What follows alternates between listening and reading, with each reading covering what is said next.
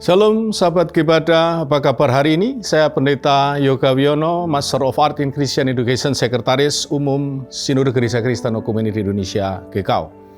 Senang sekali berjumpa dengan saudara sekalian dalam gerakan baca dengar Alkitab atau Gebada sampai saat ini.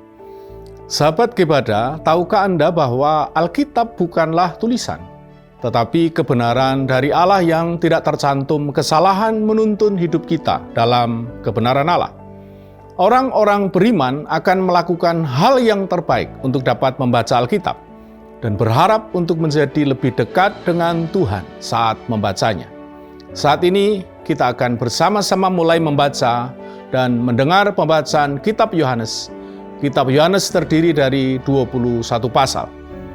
Matius, Markus, Lukas, dan Yohanes sering disebut sebagai 4 kitab Injil. Matius, Markus, dan Lukas dikelompokkan sebagai Injil sinoptik karena ditulis dengan sudut pandang yang sama. Sedangkan kitab Yohanes memiliki perbedaan dengan ketiga Injil lain dan ditulis dengan pendekatan yang berbeda sehingga disebut Injil keempat. Jika kita melihat secara garis besar, karakteristik dari kitab Yohanes adalah berfokus pada Yesus sebagai anak Allah dengan banyak membahas mukjizat dan kerajaan Allah.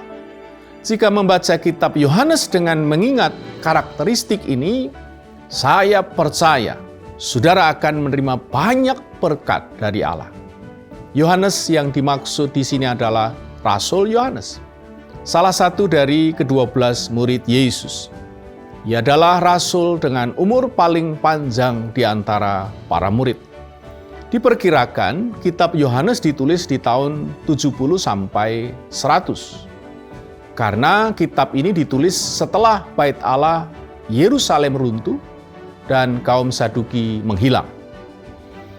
Kitab Yohanes sama sekali tidak membahas kaum Saduki. Selain itu, Kitab Yohanes juga menyebut Danau Galilea sebagai Danau Tiberias. Secara khusus di dalam kitab Yohanes ini terdapat perkataan ayem atau ego eimi yang Yesus katakan yang berarti aku adalah.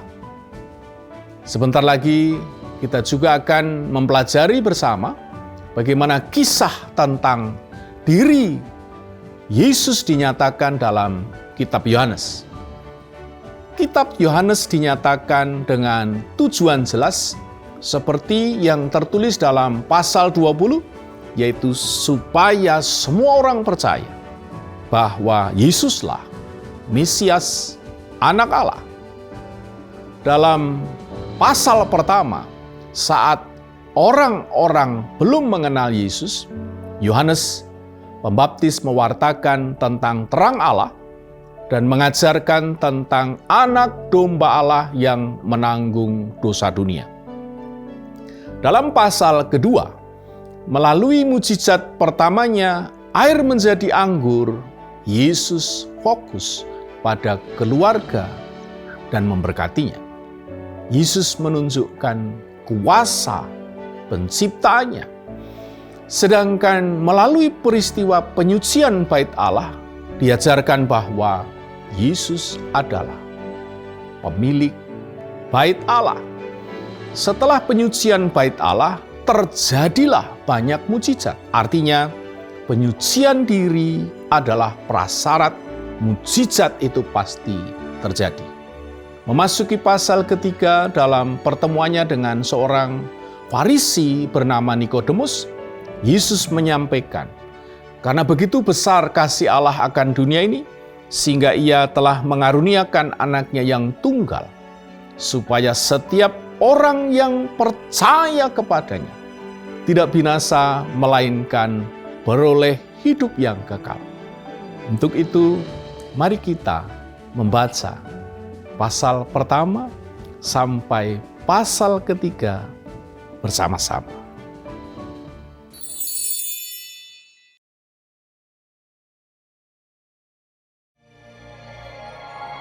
Pada mulanya adalah Firman. Firman itu bersama-sama dengan Allah dan firman itu adalah Allah. Ia pada mulanya bersama-sama dengan Allah. Segala sesuatu dijadikan oleh Dia, dan tanpa Dia tidak ada suatu pun yang telah jadi dari segala yang telah dijadikan. Dalam Dia ada hidup, dan hidup itu adalah terang manusia. Terang itu bercahaya di dalam kegelapan, dan kegelapan itu tidak menguasainya. Datanglah seorang yang diutus Allah, namanya Yohanes. Ia datang sebagai saksi untuk memberi kesaksian tentang terang itu, supaya oleh Dia semua orang menjadi percaya. Ia bukan terang itu, tetapi Ia harus memberi kesaksian tentang terang itu. Terang yang sesungguhnya, yang menerangi setiap orang, sedang datang ke dalam dunia. Ia telah ada di dalam dunia, dan dunia dijadikan olehnya, tetapi dunia tidak mengenalnya. Ia datang kepada milik kepunyaannya, tetapi orang-orang kepunyaannya itu tidak menerimanya. Tetapi semua orang yang menerimanya diberinya kuasa supaya menjadi anak-anak Allah, yaitu mereka yang percaya dalam namanya. Orang-orang yang diperanakan bukan dari darah atau dari daging, bukan pula secara jasmani oleh keinginan seorang laki-laki, melainkan dari Allah. Firman itu telah menjadi manusia dan diam di antara kita, dan kita telah melihat kemuliaannya, yaitu kemuliaan yang diberikan kepadanya sebagai anak tunggal Bapa, penuh kasih karunia dan kebenaran. Yohanes memberi kesaksian tentang Dia dan berseru, katanya, "Inilah Dia yang kumaksudkan ketika aku berkata, kemudian daripadaku akan datang Dia yang telah mendahului aku, sebab Dia telah ada sebelum aku." Karena dari kepenuhannya kita semua telah menerima kasih karunia demi kasih karunia. Sebab hukum Taurat diberikan oleh Musa, tetapi kasih karunia dan kebenaran datang oleh Yesus Kristus. Tidak seorang pun yang pernah melihat Allah, tetapi anak tunggal Allah yang ada di pangkuan Bapa, Dialah yang menyatakannya. Dan inilah kesaksian Yohanes ketika orang Yahudi dari Yerusalem mengutus beberapa imam dan orang-orang Lewi kepadanya untuk menanyakan Dia. "Siapakah engkau?" Ia mengaku dan tidak berdusta, katanya. "Aku bukan Mesias." Lalu mereka bertanya kepadanya. "Kalau begitu, siapakah engkau?" "Elia." Dan ia menjawab. "Bukan." "Engkaukah nabi yang akan datang?" Dan ia menjawab. "Bukan." Maka kata mereka kepadanya. "Siapakah engkau? Sebab kami harus memberi jawab kepada mereka yang mengutus kami. Apakah katamu tentang dirimu sendiri?" Jawabnya, "Akulah suara orang yang berseru-seru di padang gurun. Luruskanlah jalan Tuhan, seperti yang telah dikatakan Nabi Yesaya."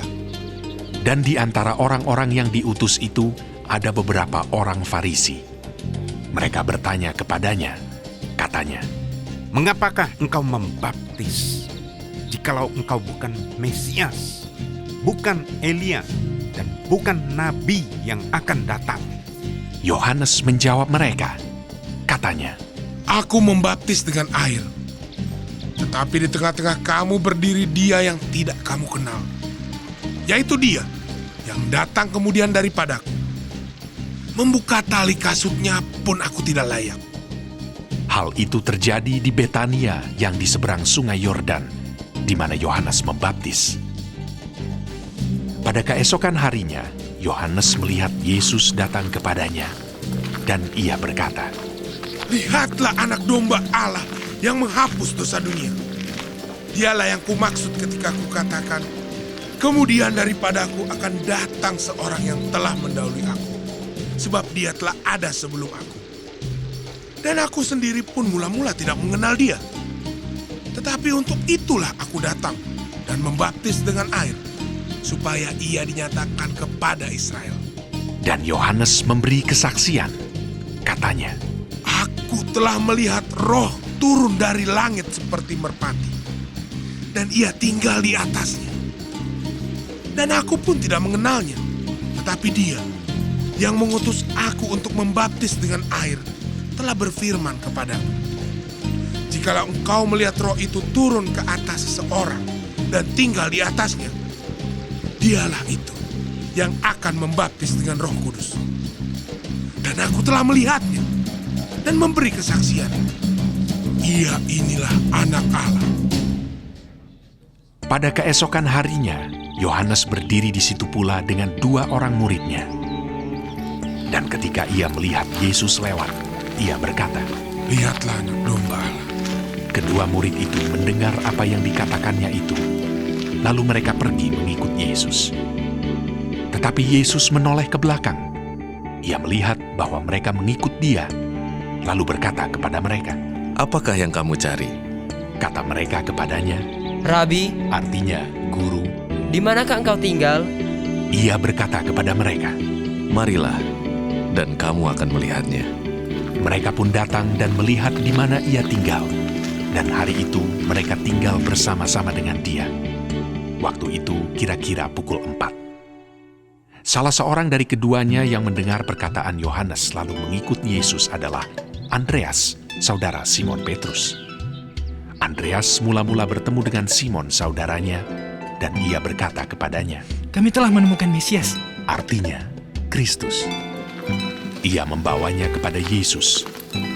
Yesus memandang dia dan berkata, Engkau Simon, anak Yohanes.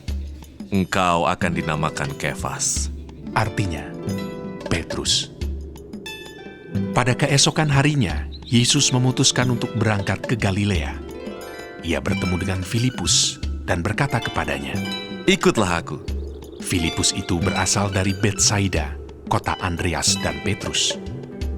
Filipus bertemu dengan Natanael dan berkata kepadanya, Kami telah menemukan dia yang disebut oleh Musa dalam kitab Taurat dan oleh para nabi, yaitu Yesus, anak Yusuf dari Nazaret. kata Natanael kepadanya. Mungkinkah sesuatu yang baik datang dari Nazaret? Kata Filipus kepadanya. Mari dan lihatlah. Yesus melihat Natanael datang kepadanya, lalu berkata tentang dia, Lihat, inilah seorang Israel sejati. Tidak ada kepalsuan di dalamnya. kata Natanael kepadanya. Bagaimana engkau mengenal aku? Jawab Yesus kepadanya. Sebelum Filipus memanggil engkau, aku telah melihat engkau di bawah pohon ara. Kata Natanael kepadanya. Rabi, engkau anak Allah. Engkau Raja orang Israel. Yesus menjawab, katanya, Karena aku berkata kepadamu, aku melihat engkau di bawah pohon ara, maka engkau percaya. Engkau akan melihat hal-hal yang lebih besar daripada itu. Lalu kata Yesus kepadanya, Aku berkata kepadamu, sesungguhnya engkau akan melihat langit terbuka dan malaikat-malaikat Allah turun naik kepada Anak Manusia.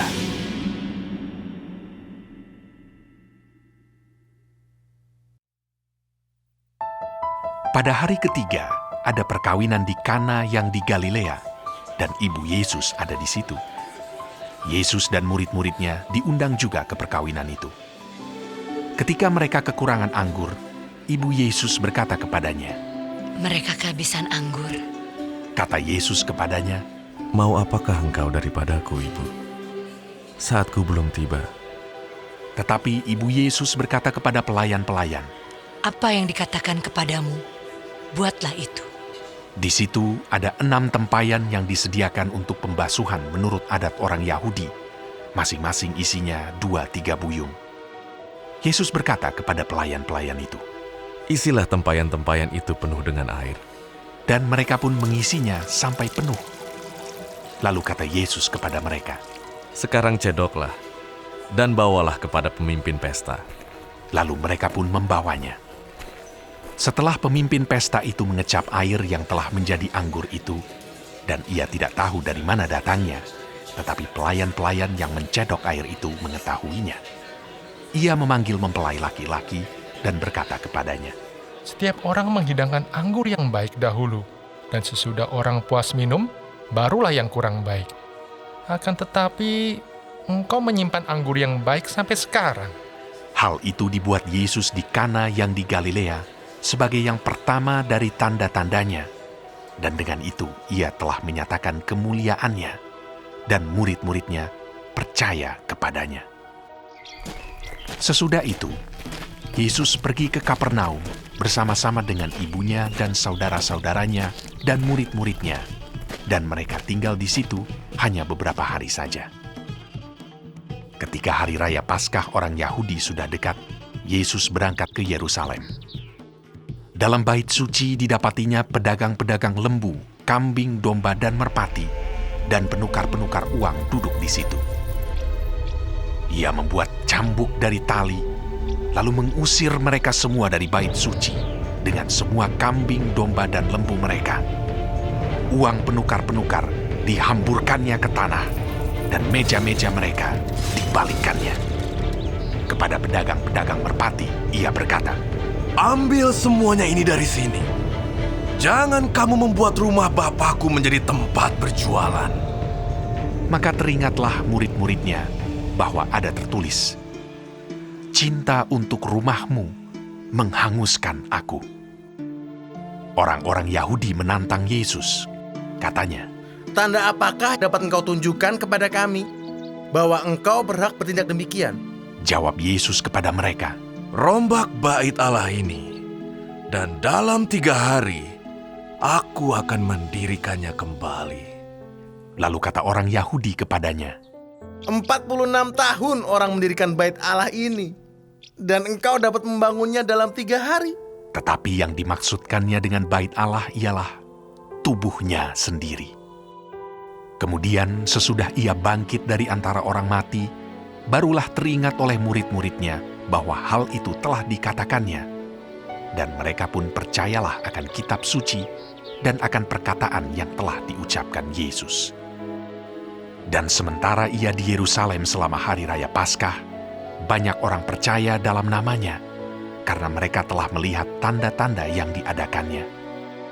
Tetapi Yesus sendiri tidak mempercayakan dirinya kepada mereka, karena ia mengenal mereka semua, dan karena tidak perlu seorang pun memberi kesaksian kepadanya tentang manusia, sebab ia tahu apa yang ada di dalam hati manusia.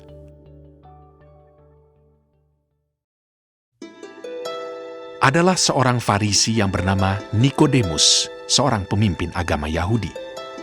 Ia datang pada waktu malam kepada Yesus dan berkata, Rabi, kami tahu bahwa engkau datang sebagai guru yang diutus Allah. Sebab tidak ada seorang pun yang dapat mengadakan tanda-tanda yang engkau adakan itu, jika Allah tidak menyertainya. Yesus menjawab, katanya, Aku berkata kepadamu, sesungguhnya, jika seorang tidak dilahirkan kembali, ia tidak dapat melihat kerajaan Allah. Kata Nikodemus kepadanya, Bagaimanakah mungkin seorang dilahirkan kalau ia sudah tua?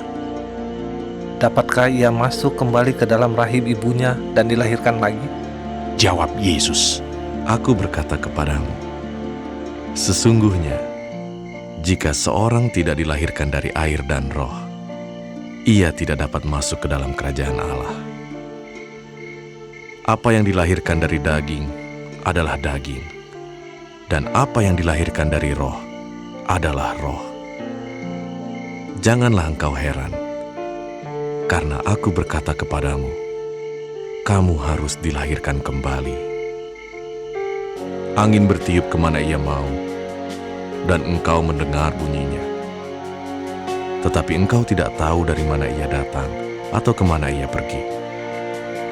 Demikianlah halnya dengan tiap-tiap orang yang lahir dari roh. Nikodemus menjawab, katanya, Bagaimanakah mungkin hal itu terjadi? Jawab Yesus, Engkau adalah pengajar Israel, dan engkau tidak mengerti hal-hal itu.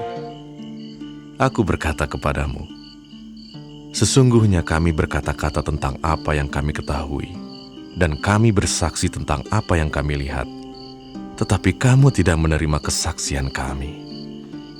Kamu tidak percaya waktu aku berkata-kata dengan kamu tentang hal-hal duniawi. Bagaimana kamu akan percaya kalau aku berkata-kata dengan kamu tentang hal-hal surgawi? Tidak ada seorang pun yang telah naik ke sorga, selain daripada Dia yang telah turun dari sorga, yaitu Anak Manusia. Dan sama seperti Musa meninggikan ular di padang gurun, demikian juga Anak Manusia harus ditinggikan, supaya setiap orang yang percaya kepadanya beroleh hidup yang kekal. Karena begitu besar kasih Allah akan dunia ini, sehingga Ia telah mengaruniakan Anaknya yang tunggal, supaya setiap orang yang percaya kepadanya tidak binasa, melainkan beroleh hidup yang kekal. Sebab Allah mengutus Anaknya ke dalam dunia, bukan untuk menghakimi dunia, melainkan untuk menyelamatkannya oleh Dia. Barang siapa percaya kepadanya, ia tidak akan dihukum. Barang siapa tidak percaya, ia telah berada di bawah hukuman, sebab ia tidak percaya dalam nama Anak Tunggal Allah. Dan inilah hukuman itu. Terang telah datang ke dalam dunia, tetapi manusia lebih menyukai kegelapan daripada terang, sebab perbuatan-perbuatan mereka jahat. Sebab barang siapa berbuat jahat, membenci terang, dan tidak datang kepada terang itu, supaya perbuatan-perbuatannya yang jahat itu tidak nampak. Tetapi barang siapa melakukan yang benar, ia datang kepada terang, supaya menjadi nyata bahwa perbuatan-perbuatannya dilakukan dalam Allah. Sesudah itu, Yesus pergi dengan murid-muridnya ke tanah Yudea, dan Ia diam di sana bersama-sama mereka dan membaptis. Akan tetapi Yohanes pun membaptis juga di Ainon dekat Salim, sebab di situ banyak air, dan orang-orang datang ke situ untuk dibaptis. Sebab pada waktu itu Yohanes belum dimasukkan ke dalam penjara. Maka timbullah perselisihan di antara murid-murid Yohanes dengan seorang Yahudi tentang penyucian. Lalu mereka datang kepada Yohanes dan berkata kepadanya, Rabi, orang yang bersama dengan engkau di seberang sungai Yordan, dan yang tentang dia engkau telah memberi kesaksian, dia membaptis juga, dan semua orang pergi kepadanya. Jawab Yohanes, Tidak ada seorang pun yang dapat mengambil sesuatu bagi dirinya, kalau tidak dikaruniakan kepadanya dari sorga. Kamu sendiri dapat memberi kesaksian bahwa aku telah berkata, Aku bukan Mesias, tetapi aku diutus untuk mendahuluinya.